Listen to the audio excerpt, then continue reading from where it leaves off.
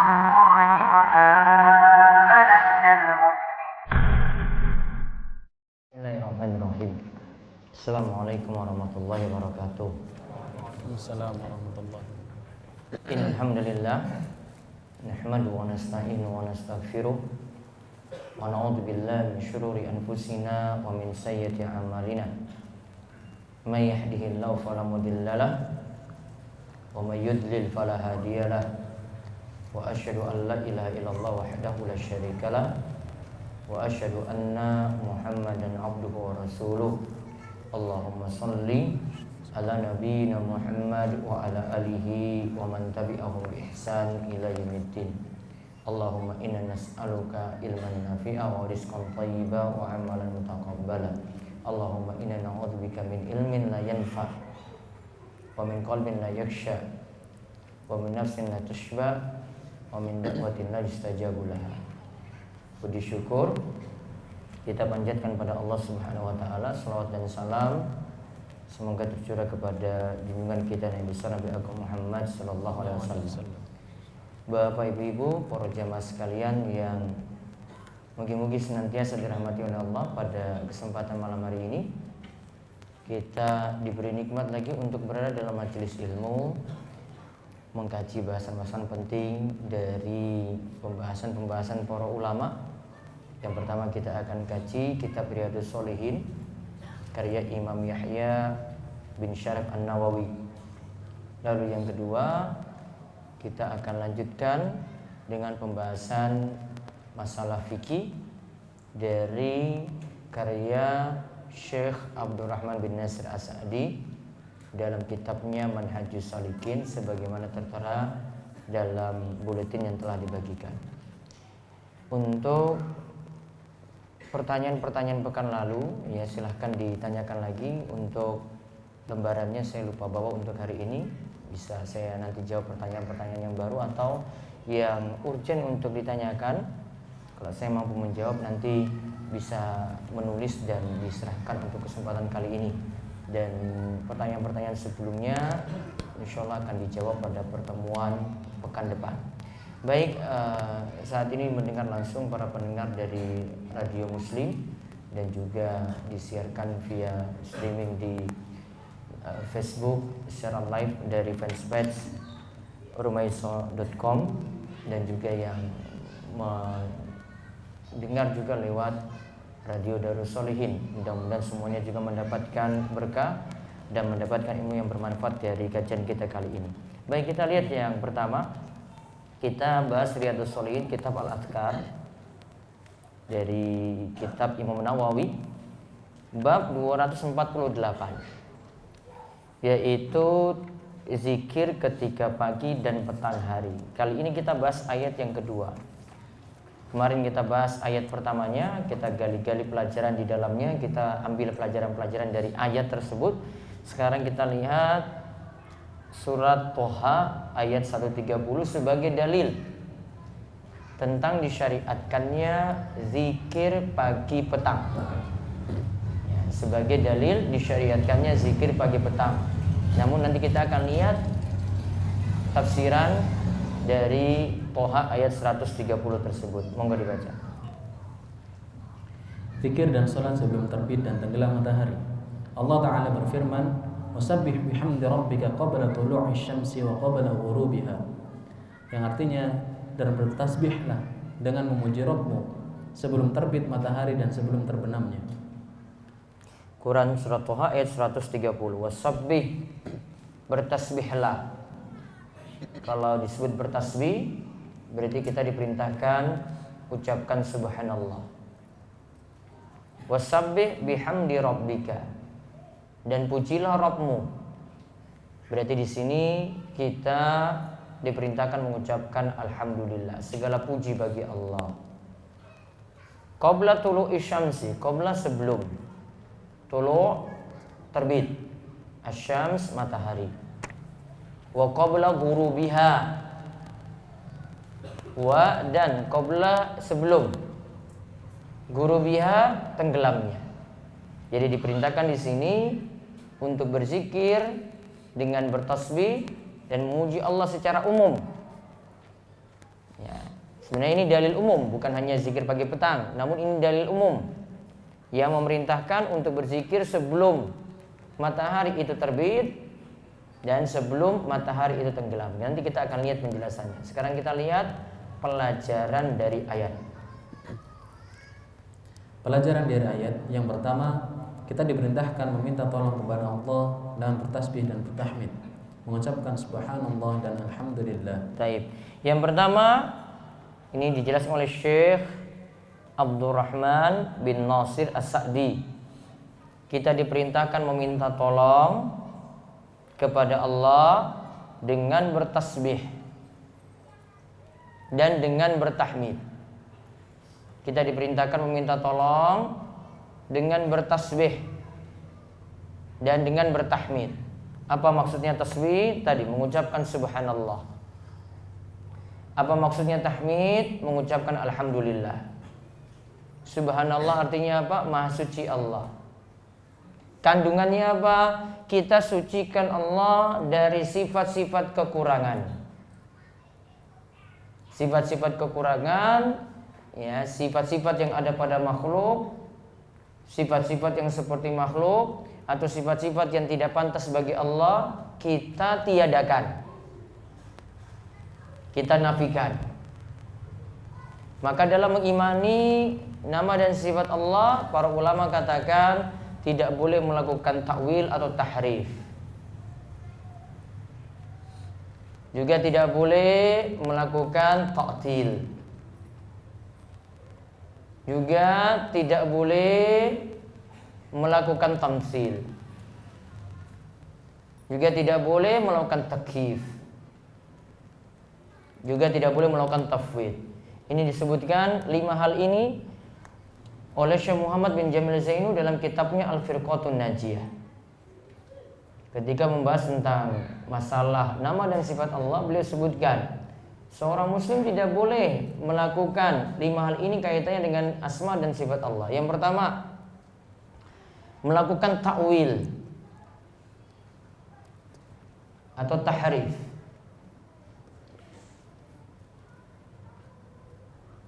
Yang kedua, melakukan ta'til.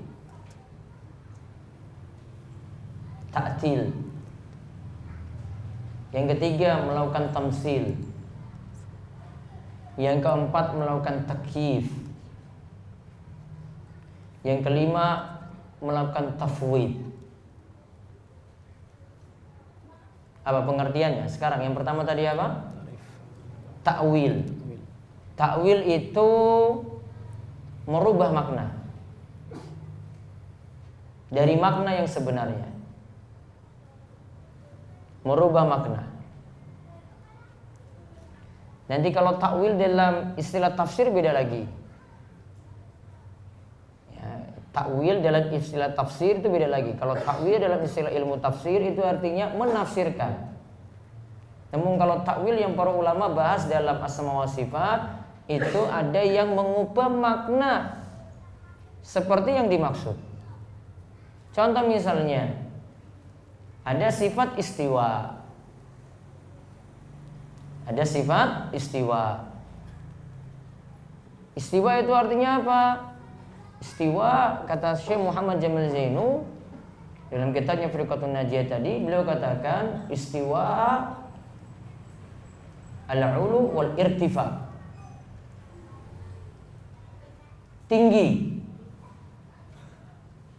dan maha tinggi di atas seluruh makhluknya. Kalau mau menerjemahkan dengan bersemayam, saya masih anggap kurang pas. Ya. Diartikan itu tinggi. Kalau istiwa alal ars berarti Allah itu maha tinggi. Ya. Kalau saya sebut biasa menetap tinggi di atas arsnya. Soalnya kalau diterjemahkan bersemayam, orang nanti menyangka Allah itu duduk di atas kursi seperti itu. Maka pemaknaan harus dipahami seperti tadi. Enggak, kalau mau diartikan menetap tinggi. Nah, ahlu takwil itu mentakwilnya bagaimana? Mereka mentakwilnya dengan istiwa itu diubah maknanya jadi istaula. Apa arti istaula? Dia ubah istiwa, menetap tinggi tadi, diganti maknanya jadi istaula, berkuasa. Maka ayat Ar-Rahmanu 'alal arsy istawa diartikan nanti Ar-Rahman yaitu Allah menguasai arsy. Ya, menguasai arsy. Iya, dari sisi betul Allah kuasai arsy, namun itu bukan makna yang dimaksud untuk kalimat istiwa. Istiwa harus dipahami ya, menetap tinggi. Sudah melakukan takwil. Ini seperti yang antum juga itu pelajari ketika dulu di sekolah, karena masih punya background mazhab Asy'ariyah, maka itu mazhab yang kebanyakan melakukan takwil. Dulu ketika sekolah kenal dengan sifat berapa? Sifat 100 atau sifat 20? 20. Apa saja? Wujud, qidam, baqa, mukhalafatul hawaditsi, terus qiyamuhu binafsihi.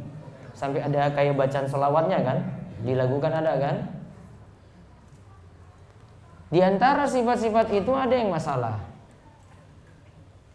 Ada yang penetapannya tidak dengan dalil, atau ada yang masuk sifat makhluk. Contoh yang masuk sifat makhluk, qidam. Qidam ini pasnya untuk makhluk. Ya, qidam artinya apa? Apa arti qidam? Masa SD saja lupa kalian ini? Apa arti qidam? Terdahulu. Sebut aja nggak apa-apa, ini kita lagi belajar ini. Nah, kemudian diluruskan ini. Qidam kata Syekh Muhammad bin Shalih Al-Utsaimin ketika menafsirkan surat Yasin. Coba dilihat lanjutannya ya. Saya yakin di antara kalian hafal surat Yasin ini. Ya. Wa ayatul lahumul lailu naslakhu minhun nahar fa idzahum mudlimun wasyamsu tajri li mustaqarril laha dzalika taqdirul azizil alim wal qamara qaddarnahu manazil hatta 'ada kal urjunil qadim wal qamara qaddarnahu manazila hatta 'ada kal urjunil qadim. Kata urjunil qadim itu merujuk kepada bulan. Sedangkan qadim ini punya makna yang sama dengan qidam tadi. Maka qadim di sini jadi sifat makhluk. Itu sedang membicarakan tentang apa? Bulan. Wal qamara qaddarnahu manazil hatta 'ada kal urjunil qadim. Itu menceritakan tentang fase bulan yang dari awal itu mengecil, kemudian itu besar-besar purnama, kemudian mengecil lagi. Baru di situ disebut ada kata apa? Qadim. Syekh Muhammad bin Shalih Al-Utsaimin katakan, beliau simpulkan qadim itu sifat makhluk. Sehingga kalau masuk sifat 20 tidak pas. Ya, berarti ada penetapan yang tidak berdasarkan dalil. Dan sifat 20 kenapa ditetapkan demikian? Gini, pelajarannya kalau sifat 20 antum itu pelajari, maka semua sifat-sifat Allah yang lainnya itu dibawa ke sifat 20. Ya, yang tidak ada pada sifat 20 semuanya dibawa ke sifat 20 tadi. Sehingga cuma terbatas dengan 20 sifat saja. Sekarang pertanyaannya, apakah nama dan sifat Allah itu terbatas? Ada berapa nama Allah? Ada berapa? Di mushaf yang panjenengan buka di awal akhir itu berapa itu? Sudah dihitung belum? Berapa? 99. Penetapan 99 ini saja para ulama beda pendapat. Kalau tidak salah Imam Tirmidzi itu buat itu Asmaul Husna sampai dia hitung sampai 99 dia masukkan. Namun ulama beda lagi di situ. Ada yang masukkan dengan nama berbeda. Oh, berarti dalam penetapan 99 bisa lebih. Buktinya ada ulama yang tetapkan bisa berbeda juga dengan ini. Oh, berarti kalau digabungkan lebih daripada 99. Maka 99 sebenarnya bukan batasan. Itu cuma punya keutamaan ketika itu dihafal, dipelajari, ambil kandungan makna di dalamnya. Namun tidak membatasi si nama Allah jadi 99 saja. Dan ini saya khawatirkan kalau jenengan hafal ini juga, hafal ini kadang untuk ajang supaya cepat sugih, supaya cepat kaya, supaya cepat dapat jodoh, supaya utangnya lunas, macam-macam. Karena ini biasanya dipakai dalam buku ajaran. Apa ya, buku apa namanya dulu ya? Kayak mujarobat kayak gitulah. Itu ada buku Asmaul Husna yang nanti disuruh baca ya Jabbar, ya Jabbar, ya Jabbar, ya Jabbar, ya Jabbar sekian ribu kali. Atau rizkinya sulit, ya Rozak, ya Rozak, ya Rozak, ya Rozak, ya Rozak, ya Rozak. Atau yang lainnya. Pernah dengar kayak gini? Hah? Nggak usah amalkan lagi. Kalau punya bukunya disimpan aja. Ya. Kalau mau aman ya dibakar aja. Itu buku-buku yang hampir mirip dengan buku-buku mujarobat yang lainnya. Ini dunia-dunia hitam ini kalau antum nggak usah memiliki bukunya, sudah simpan aja. Cari hadis-hadis yang benar, cari ayat Al-Quran, hadis-hadis yang sahih, itu yang dipelajari. Nah, balik lagi tadi. Maka sifat 20 ini cuma pembatasan. Sifat-sifat yang lainnya tidak masuk dalam sifat 20, dimaknakan dengan sifat 20. Maka ada sifat lain nanti dibawa ke wujud, nanti dibawa ke qidam, ada dibawa ke qiyamu binafsi dan seterusnya. Dan sifat 20 ini bukan penetapan dari Nabi. Nabi SAW tidak tetapkan kayak gitu. Nabi nggak pernah itu. Ada doa yang Nabi SAW itu ajarkan sebenarnya, yang menandakan bahwasanya sifat tidak dibatasi dengan sifat 20. Ada sampai sifat-sifat itu tersimpan di dalam ilmu ghaib yang Allah miliki. Awis ta'sarta bi fi ilmil ghaibi inda.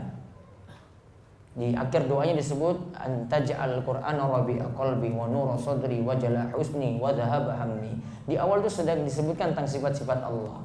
Bahwasanya ada nama dan sifat yang engkau sembunyikan dalam ilmu gaibmu. Oh, berarti ada nama dan sifat yang Allah tidak ajarkan kepada kita. Berarti sangat banyak sekali nama dan sifat-sifat Allah Subhanahu wa taala. Sehingga tidak perlu dibatasi 99, begitu juga sifat tidak perlu dibatasi dengan 20 sifat. Akhirnya nanti kalau dibatasi, yang ada nanti jadikan takwil tadi. Apa arti takwil? Merubah makna dari makna yang sebenarnya. Terus yang kedua, penyimpangannya apa? Ta'til. Ta'til itu apa? Menolak, tidak mau menetapkan. Dia menolak, tidak mau tetapkan.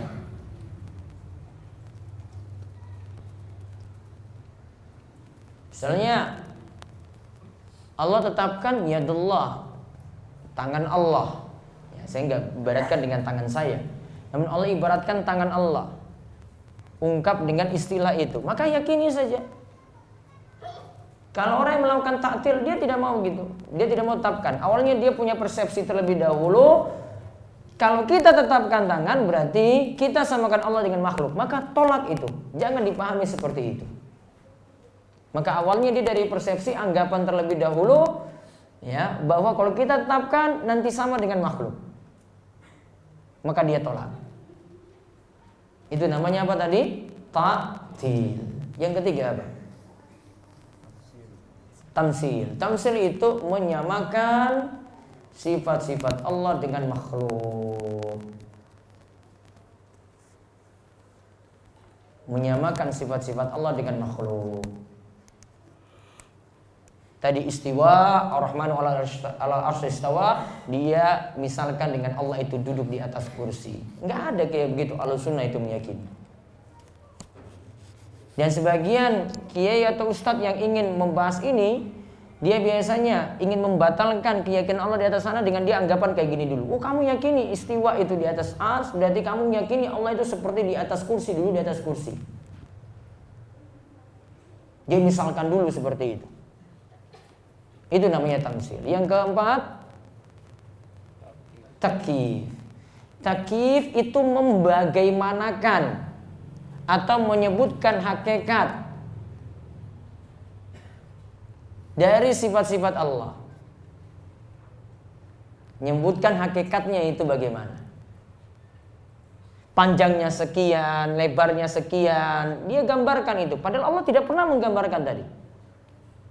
Pendengaran Allah bagaimana, dia gambarkan kaifiyahnya seperti apa, bentuk-bentuknya seperti apa. Penglihatan Allah itu bagaimana, bentuknya dia gambarkan juga. Itu namanya takyif. Terus yang terakhir apa? Tafwid.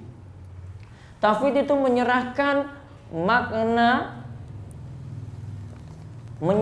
maknanya juga kepada Allah. Artinya gini, kalau menetapkan Allah itu ada di mana, sudah kita serahkan saja kepada Allah. Allah yang lebih tahu itu. Dia tidak mau menetapkan Allah itu di mana. Padahal Nabi SAW tetapkan demikian dan Allah juga menjelaskan demikian. Yaitu Allah itu tetapkan Allah itu di atas sana, di atas seluruh makhluknya. Nabi SAW juga menetapkan, menyetujui seorang budak yang ketika ditanya Aina Allah, di mana Allah, dia jawab fis sama, di atas sana. Maka kalau ada yang cuma mengatakan, kalau ditanya Allah di mana, nggak boleh kamu tanya. Sejatinya dia mau menolak, namun dia pakai kalimat halus, sudah kita serahkan saja kepada Allah. Dia nggak mau menolak, enggak, dia nggak mau tetapkan juga. Ya, seakan-akan nggak gentle dalam mau menolak, mau ini enggak. Ya, dia mau serahkan kepada Allah, itu namanya tafwid. Serahkan maknanya kepada Allah. Nah, kalau ini di dunia YouTube itu sering banget yang pendapat-pendapat kayak gini. Ya, itu pendapat ahli tafwid. Berapa tadi penyimpangannya berarti? 5. Yang pertama takwil atau nama lainnya tahrif. Yang kedua tamsil. Yang ketiga takyif. Tadi taktil dulu ya. Yang pertama takwil, yang kedua taktil, yang ketiga tamsil, yang keempat takyif, yang kelima tafwid. Ingat, ini biasanya istilah disebutkan para ulama kalau sedang membahas nama dan sifat Allah. Apa tujuannya ini dibahas? Kok ulama itu kok bahas penyimpangan-penyimpangan? Agar benar-benar menetapkan Allah sesuai dengan dalil, menetapkan sifat-sifat dan nama Allah sesuai dengan dalil, dan tidak menetapkan sesuatu yang tidak ada dalilnya. Itu tanda ingin jaga kemurnian agama itu kayak gitu. Kalau mau menerima semua, wah ini al-ta'wil ini benar, al-tafwid itu benar, jangan disalahkan. Wah itu kita enggak mau jaga kemurnian agama, agama jadi enggak jelas. Ini ambil baiknya, ini buang buruknya. Agama jadi nggak jelas juga mana baiknya, mana buruknya. Kira-kira kalau ada dosen ketika lagi kuliah nih, ya, dia bilang ini, kalau ada dosen lain yang datang di sini, kemudian sampaikan apapun terima saja, ambil baiknya, buang buruknya. Kalian terima nggak itu perkataan itu? Untuk urusan kuliah. Bisa memfilter nggak ilmu yang benar dan ilmu yang salah? Bisa nggak? Ini lagi semester 1 loh. Suruh memfilter pendapat-pendapat dosen yang benar dan yang salah. Bisa? Ada yang bisa ini? Hebat sekali saya bilang gitu. Ini ilmu dari mana anak semester 1 suruh memfilter pendapat-pendapat dosen yang benar dan yang salah? Dia baru dapat ilmu dari mana? Yang bisa menyaring, memfilter itu cuma orang yang punya ilmu dulu, mapan itu ilmunya. Baru dia bisa menyaring tadi. Ini takwil, ini bukan takwil. Ini tafwid, ini bukan tafwid. Dia bisa menyaring. Dan kalau nggak punya ilmu nggak bisa ini. Ya, nggak punya ilmu nggak bisa. Wong kuliah saja kita diarahkan kok ini yang benar kayak gini, ini jawaban yang benar kayak gini, jawaban yang benar kayak gini. Apa kalian juga ketika ujian itu, misalnya habis ujian, ya, terus protes sama dosennya nilainya, Pak, ambil yang benarnya sajalah, yang salah nggak usah dihitung. Gitu, ada yang berani kayak gitu. Ini sudah dapat E ini loh. Ya, ini sudah dapat E ini, cuma benar 2 saja. Pak, sudahlah, kasihani saya, ambil benarnya aja. Yang salah nggak usah dianggap, Pak, sudahlah. Naikkan nilai saya yang E jadi B misalnya. Ada kayak gitu, ada. Kan mungkin di dalam dunia kuliah kayak gitu coba. Ini urusan akhirat, ini mau bicara kayak begitu. Maka kita itu jelaskan penyimpangan itu biar agama itu murni, terjaga. Pemahaman yang tidak sesuai dengan Al-Quran dan tidak sesuai dengan hadis itu dijelaskan. Ya, Oh ini yang benar, ini ikuti ini. Oh ini yang salah, kita jauhi. Yang salah butuh dijelaskan. Yang salah itu bukan dibiarkan. Takwil tadi, ta'til tadi, tamsil, takyif, tafwid, itu dijelaskan itu, biar orang jauhi. Kenapa dijauhi? Ini antum akan dapati di beberapa kitab-kitab tafsir yang bermasalah. Ya, ada kitab tafsir, itu namanya Tafsir Al-Kabir. Siapa penulisnya? Fakhruddin Ar-Razi. Pinter enggak? Pinternya luar biasa. Kalau mau dibilang profesor saat ini enggak ada yang sekelas Fakhruddin Ar-Razi. Namun apa? Pemikirannya Mu'tazilah, ahlu filsafat dia itu. Dia tolak semua nama-nama, punya kaidah-kaidah itu. Orang mau pintar filsafat, mau mempelajari ini harus berguru kepada Fakhruddin Ar-Razi. Pintar enggak? Pintar, keblinger. Pinternya luar biasa. Semua orang-orang itu yang sama backgroundnya dengan dia, semua akui Fakhruddin Ar-Razi itu kayak gimana. Namun lihat kitab tafsirnya semua itu takwil kalau enggak ta'til, diubah maknanya kalau enggak ditolak maknanya untuk nama dan sifat Allah. Punya nama kitab tafsir Tafsir Al-Kabir, besar kitabnya itu. Ulama-ulama Ahlussunnah mereka itu mewanti-wanti, hati-hati dengan pemikiran dari Fakhruddin Ar-Razi. Kalau mau tahu cari aja di Google itu Fakhruddin Ar-Razi itu siapa, coba lihat karya-karyanya itu banyak sekali. Bahkan para ulama juga yang membuat software Maktabah Syamilah masukkan juga dalam kitab-kitab tafsir di situ. Ada tafsir dari Fakhruddin Ar-Razi di situ. Ya, ada kitab tafsirnya. Namun hati-hati kalau pelajari itu. Itu untuk orang yang sudah punya ilmu advance ingin bantah perkataan-perkataan dia. Karena dia itu yang bangun itu ilmu filsafat dari dia dulu. Pelajari filsafat enggak ini? Di kuliah pelajari enggak? Enggak mungkin itu pelajari. Terus kalau mau jawab ujian gimana kalau dapat filsafat? Enggak masuk ujian? Berarti enggak lulus itu. SKS wajib itu kayaknya kalau di kuliah. Gimana? Jawab apa adanya saja. Nanti kalau dia mau nilai, kok jawabannya kayak gini? Oh ya, kayaknya dia punya filosofi yang lain berbeda dengan saya. Saya masuk ilmu ini juga harus mengambil mata kuliah itu. Saya jawab apa adanya aja. Dia tanya tentang tauhid, pokoknya saya jawab pelajaran tauhid yang pernah saya pelajari. Saya nggak mau ambil pusing dengan pelajaran dia. Dapat A juga. Kayaknya anggapan dia kayak gitu. Ya, mungkin dia punya filosofi yang berbeda dengan saya. Kayaknya dia lebih filosof ini. Mungkin sudah sajalah. Gitu, harus punya prinsip, jangan ikut dia. Kamu ikut dia lagi, ngawur lagi kamu jawab. Oh, saya mau hafalkan ini yang filsafat yang dosen saya ini di diktatnya ini nulis kayak gini. Mau malah jadi sesat kamu nanti yakini kayak begitu. Di counter itu. Counternya gimana? Ngaji yang benar. Counter pendapat-pendapat tadi. Kalau enggak kamu jadi penerusnya Fakhruddin Ar-Razi lagi nanti. Hati-hati kalau mempelajari itu kayak gitu. Punya pemahaman yang benar, jawab sesuai dengan prinsip. Kayaknya dosen-dosen itu pintar juga, bisa hargai orang itu. Nah kayak tadi, ini kayaknya punya filosofi yang berbeda dengan saya ini. Sudah. Karena punya prinsip. Beda kalau kamu nggak punya prinsip. Nah itu tadi tentang subhanallah, alhamdulillah. Ini punya kaitan dengan nama dan sifat Allah. Karena kita harus menyucikan Allah dari sifat-sifat kekurangan. Tidak boleh kita tetapkan Allah sifat-sifat yang kurang. Allah itu tidak bergantung kepada makhluk. Sehingga sifat ini kalau bergantung pada makhluk harus dihapus, dihilangkan. Contoh apa? Menetapkan Allah punya anak, Allah punya keturunan, punya pasangan. Walaupun ini kalau pada standar makhluk malah jadi kurang bagi makhluk. Coba lihat tadi, kalau makhluk nggak bergantung pada yang lainnya, sifat kurang nggak? Cuma di kamar sendiri saja, ya, menjomblo terus gitu. Kurang nggak? Sifat kurang atau sifat lebih? Jomblo bahagia? Ngaca dulu mas. Sifat kekurangan atau sifat lebih coba jomblo itu? Kurang apa lebih? Ya sudah kurang kalau begitu. Maka suatu yang tidak pantas bagi Allah, bagi makhluk pantas. Karena makhluk butuh pada yang lainnya. Tidak bisa ditetapkan pada Allah. Misalnya juga orang sudah menikah nih, mohon maaf, dia tidak mendapati keturunan. Sifat kurang nggak bagi dia? Sifat kurang. Dia cari usaha, kerja keras bagaimanapun biar bisa dapat keturunan. Namun kalau sifat ini ditetapkan bagi Allah, pas atau tidak? Tidak boleh. Walam yakul lahu kufuwan ahad. Ya, tidak ada yang setara dengan Allah. Walam yalid walam yulad. Dan Allah itu tidak beranak dan tidak diperanakan. Sudah selesai.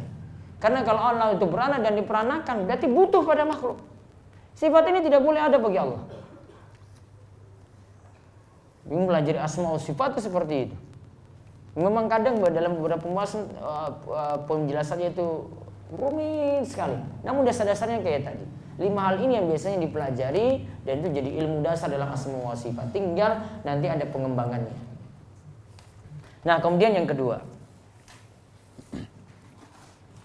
Pelajaran yang kedua, kita diperintahkan untuk bertasbih dan bertahmid pada waktu yang utama, yaitu sebelum matahari terbit dan sebelum matahari tenggelam. Ya, sebelum matahari terbit dan sebelum matahari tenggelam. Diperintahkan apa? Bertasbih dan bertahmid.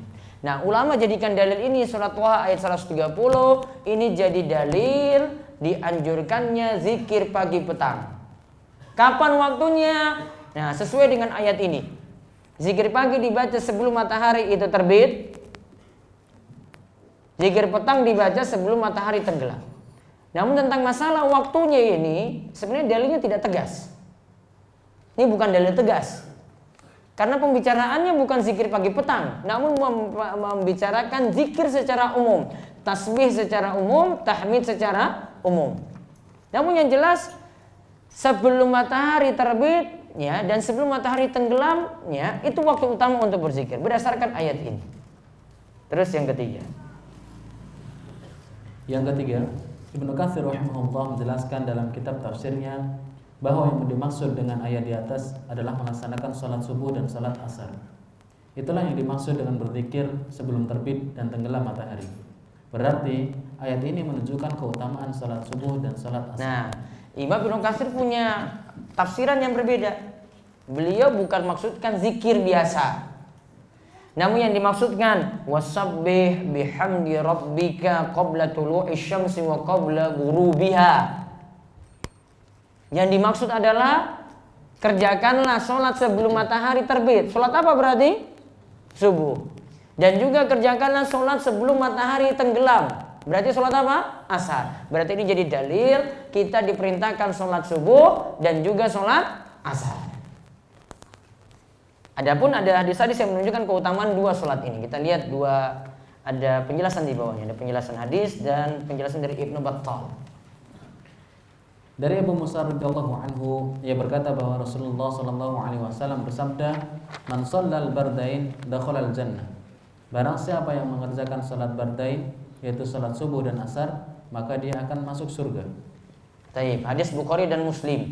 Siapa man shallal bardain? Bard secara bahasa itu artinya dingin. Berarti matahari belum ada. Kalau matahari sudah ada, bukan lagi disebut bard. Atau matahari sudah mulai ya mau tenggelam, itu sudah mulai keadaan dingin. Tidak lagi panas. Apa yang dimaksud bardain? Man sholal bardain dakhalal jannah, yaitu sholat subuh dan sholat asar. Maka siapa yang mengerjakan sholat subuh dan sholat asar, dia jaga ini, maka dia akan masuk surga. Ingat, hadis-hadis yang menyebutkan ya siapa yang melakukan ini maka dia masuk surga punya dua makna. Masuk surga ini punya dua makna. Yang pertama, masuk surganya secara langsung tanpa mampir di neraka. Yang kedua, yang penting masuk surga walaupun masuk neraka terlebih dahulu. Yang penting ujung-ujungnya masuk surga. Paham ya? Yang pertama pengertiannya apa tadi? Masuk surga secara langsung, tidak mampir-mampir neraka. Berarti dia tidak dapat siksa, tidak dihisab, langsung masuk surga. Yang kedua, dia masuk surga, yang penting di sini masuk surga walaupun terlebih dahulu mampir di neraka. Nah, pengertian hadis tadi seperti itu. Jadi bukan secara mutlak kita artikan, wah cuma jaga sholat subuh dan asar saja langsung masuk surga. Dua makna tadi. Ini jelas oleh Syekh Shalih Al-Syekh ketika menjelaskan kata-kata seperti ini. Dan ini juga sama juga dengan dalil-dalil yang mengatakan dia selamat dari neraka, juga punya makna yang hampir sama seperti itu. Ya, hampir sama seperti itu. Terus ada perkataan dari Ibnu Battal. Ibnu Battal rahimahullah berkata, salat subuh akan membuat seseorang mendapatkan perhatian Allah pada hari kiamat. Kenapa dikhususkan dua salat ini? Karena berkumpulnya para malaikat malam dan siang di dua waktu tersebut. Inilah makna firman Allah Ta'ala, Inna Qur'an al-Fajri kana mashhudan. Sesungguhnya salat subuh itu disaksikan oleh malaikat. Ya, wa Qur'an al-Fajri, inna Qur'an al-Fajri kana mashhuda. Sesungguhnya salat subuh itu disaksikan oleh malaikat. Nanti ada terjemahan yang kurang itu. Dan kerjakanlah salat subuh, itu terjemahan awalnya. Dan kerjakanlah salat subuh, sesungguhnya Qur'an al-Fajri, ya, salat subuh itu disaksikan oleh para malaikat. Nanti saya akan jelaskan tentang ayat tadi. Ya, nanti pada pembahasan waktu sholat ada kaitannya, nanti ada pembahasan setelah ini. Nah, Ibnu Battal katakan bahwasanya waktu subuh dan asar ketika itu berkumpul malaikat malam dan siang. Ya, berkumpul malaikat malam dan siang. Ada riwayat di sini yang menyebutkan ketika itu malaikat itu bergantian di waktu itu. Malaikat malam dan siang bergantian di waktu subuh, bergantian juga di waktu asar. Dan di sini menunjukkan bahwasanya malaikat hadir. Artinya apa? Sholat subuh ini terutama sholat subuh disaksikan oleh malaikat. Nanti ada pengertiannya di sini, dianjurkan pada saat sholat subuh bacaannya itu panjang-panjang. Kenapa demikian? Ya karena ada utama di situ, keutamaannya malaikat turut hadir pada sholat tersebut. Nanti akan dijelaskan pada pembahasan waktu sholat.